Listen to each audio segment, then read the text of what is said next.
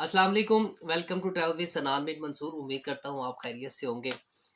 जैसे कि आप लोग जानते हैं, इटली से मुतल्लिक अपडेट्स हों या फिर कोई भी स्कॉलरशिप हो, हमारा काम है आप तक वो सारी अपडेट्स पहुँचाना। और इसी सारे सिलसिले के दौरान बहुत सारी कमेंट्स भी मिलते हैं, अच्छे भी मिलते हैं, बुरे भी मिलते हैं।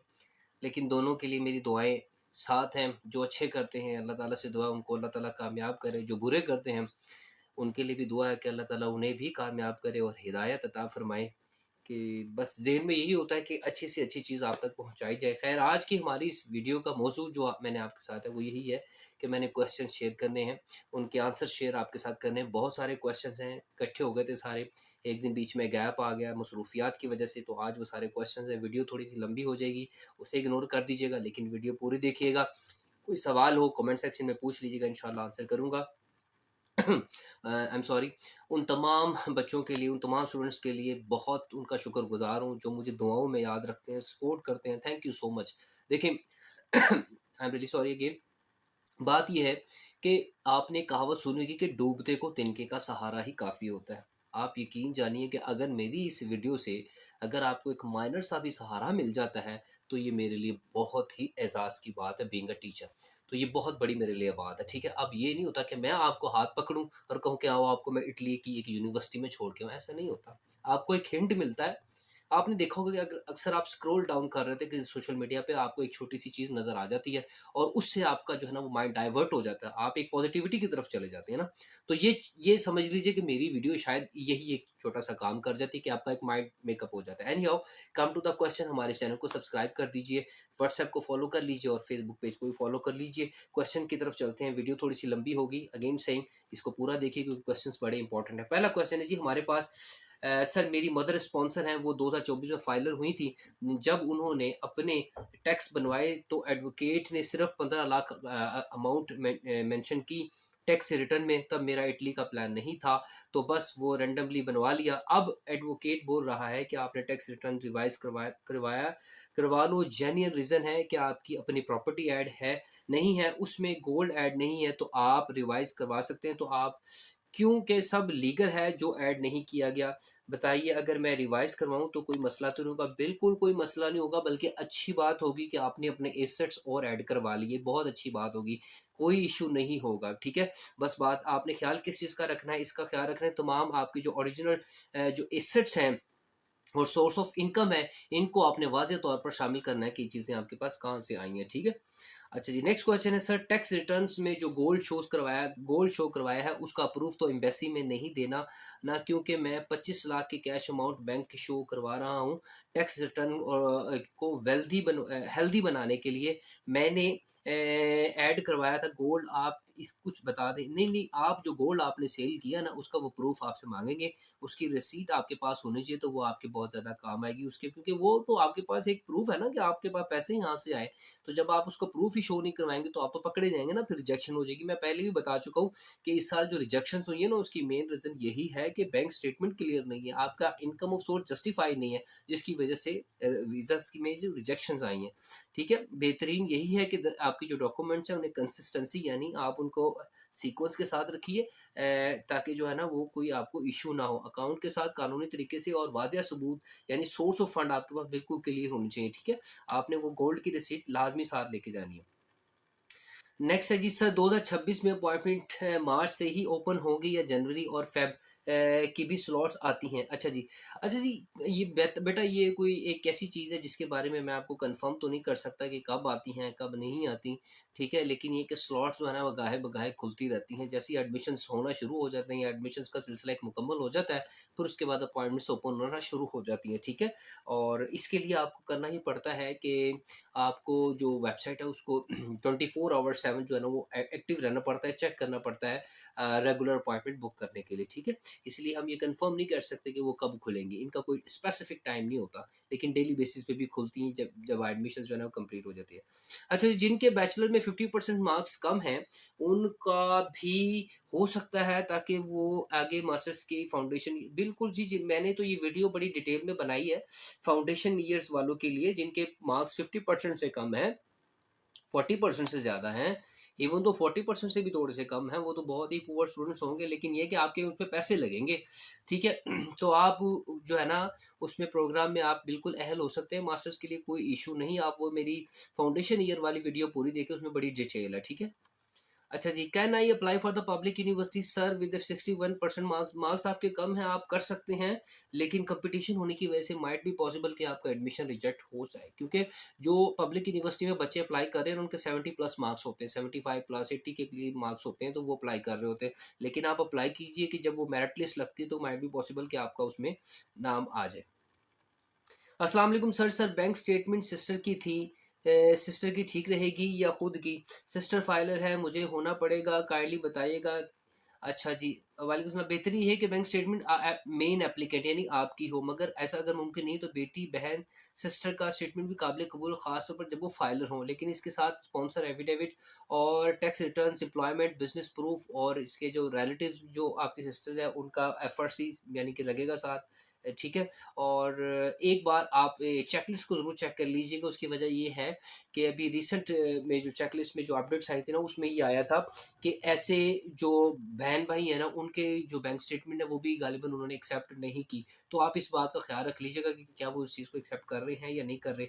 अगर आपके पेरेंट्स की लग जाए तो वो ज़्यादा बेहतर हो जाएगा, ठीक है। नेक्स्ट क्वेश्चन है जी हमारे पास। अस्सलाम वालेकुम भाई, मैंने अपॉइंटमेंट बुक कर रहा हूँ, तो बीएसएल के फॉर्म फिल करता हूँ, तो जब सबमिट करता हूँ तो रेड बार नीचे आ जाता है और वही रेड बार ओपन भी ऊपर भी आ जाता है, इसकी क्या वजह? अच्छा जी, बात ये है कि बार बार रेड बार क्यों आता है उसमें, आपने लाजमी कोई ना कोई फील्ड खाली छोड़ी थी। जब आपने कोई फील्ड खाली छोड़ी तो वो रेड का जो है ना वो सर्कल सा लग जाता है, उसमें वार्निंग आ जाती है कि आप इसे कंप्लीट करें, ठीक है।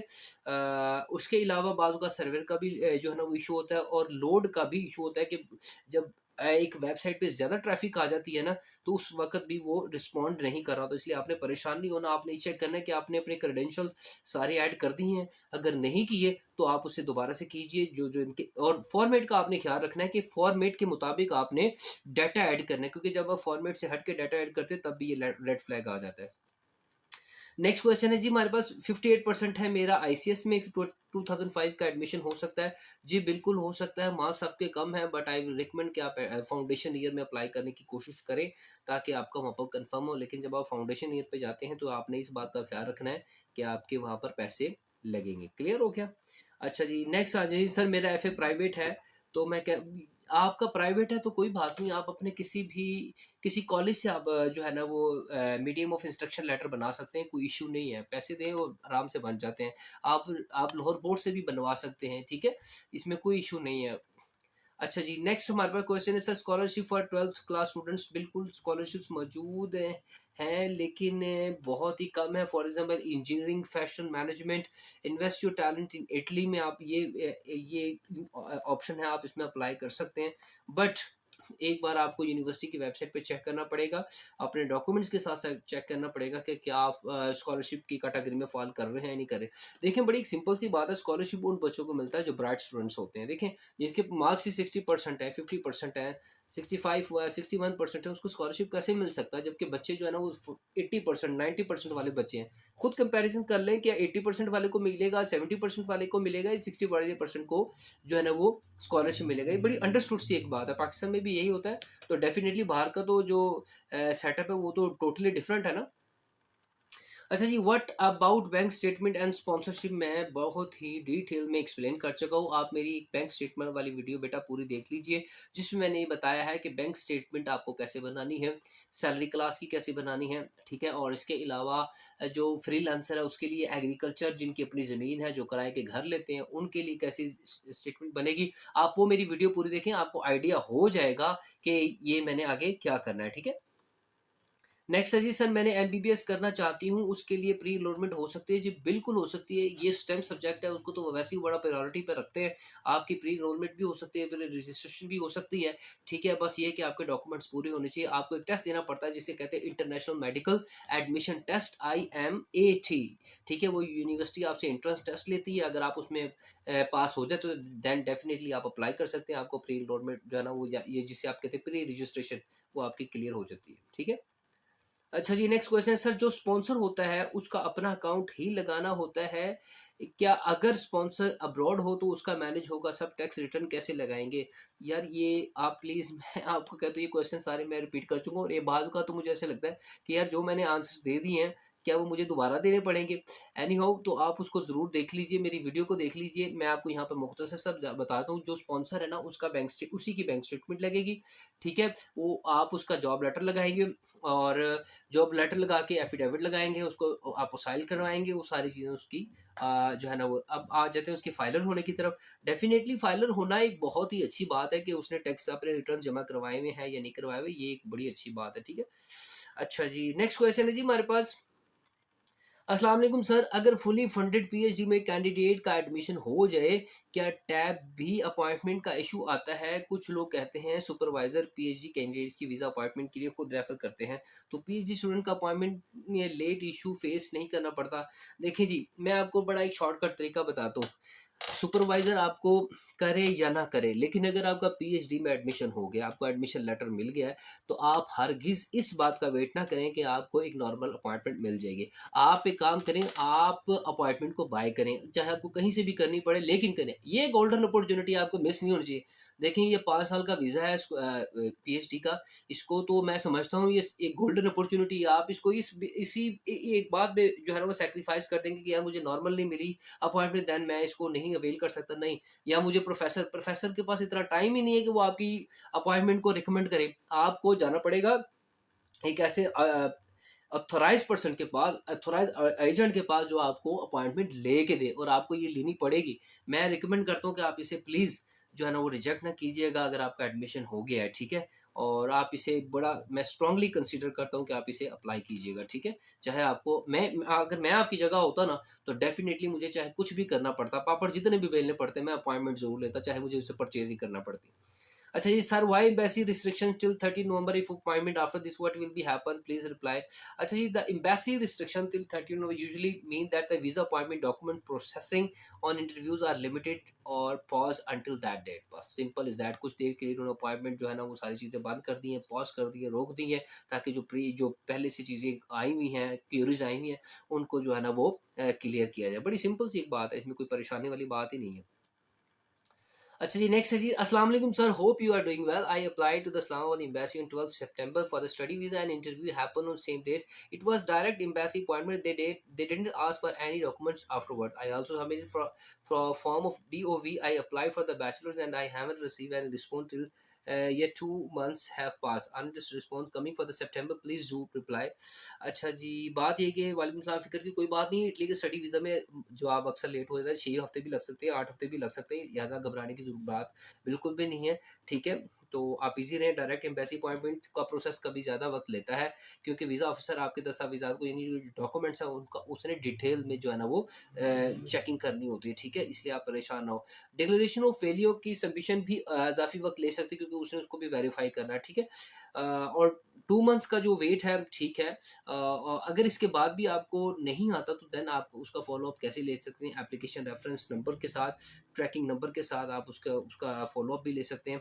अपने डॉक्यूमेंट्स तैयार रखें, जैसे ही एम्बेसी आपसे कॉन्टैक्ट करे तो आप उनको फ़ौरन से राब्ता कर लीजिए, और आप उन्हें रिस्पॉन्ड करें, ठीक है? उसके बाद नेक्स्ट क्वेश्चन है जी हमारे पास। Assalamu alaikum sir, I am a bachelor student in the Department of Electrical Engineering. My final semester examination are expected to be completed in May. I would like to ask whether I am eligible for the apply a student visa based on transcript before receiving my final degree. Yes, you can apply. ठीक है, student visa based on your transcript even if your final degree is not issued, as long as, ठीक है, no problem at all your transcript shows all the completed courses and current grades, ठीक है। You provide an official letter from your university, concern university, that stating that you are in the final semester, ठीक है। आप एक वो उनसे लिखवाएंगे कि आप फाइनल सेमेस्टर में एक्सपेक्टेड टू ग्रेजुएट इन मई, जिसमें वो एक्सपेक्टेशन लिखेंगे आप मई में ग्रेजुएट कर लेंगे, उस बेस के ऊपर आप अप्लाई कर सकते हैं।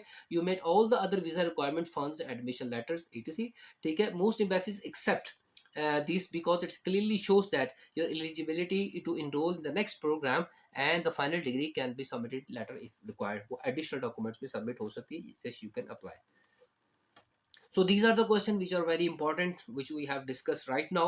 So be careful about it whenever you are applying applying your case in Italy embassy, अपने डॉक्यूमेंट्स कंप्लीट रखें, स्पेसिफिकली अपनी बैंक स्टेटमेंट, ठीक है। और उसके अलावा आपकी जो DOV है, CMA जो आपने करवाया, टेस्टेशन करवाई, उसका बहुत ज़्यादा आपने ख्याल रखना है। आपका कोई भी क्वेश्चन हो, मेरे लिए बहुत अहमियत का, मैं कोशिश करता हूँ सारे क्वेश्चन का आंसर दूँ, ठीक है। व्हाट्सएप पे मैं नहीं जा सक रहा क्योंकि टाइम बड़ा शॉर्ट है। आप मुझे कमेंट सेक्शन में भी अपने सवाल जो है ना वो पूछिए, ताकि मैं उनका एक वीडियो बना के आपके लिए पेश कर दूँ।